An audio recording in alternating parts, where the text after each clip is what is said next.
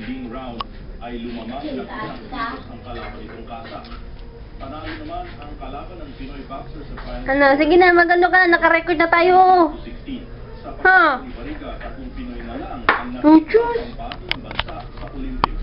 Sina Daniel Caluag sa BMX cycling, Maristela Torres sa long jump at Rene Herrera sa 5,000 meter run. Ang una sa balita ay text ng alert 12366 manatiling nakatutok sa ABS. Hindi, kasi laban niya kahapon. Magandang umaga.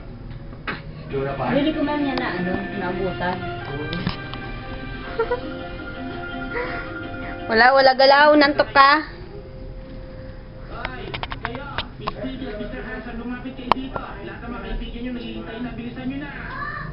Wala galaw no. Antok. Pikit na. Oh. Hinihintay mo ang flash? Walang flash to eh.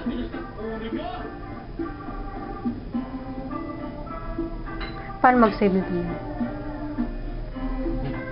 Tita. Halika rito. Bilis.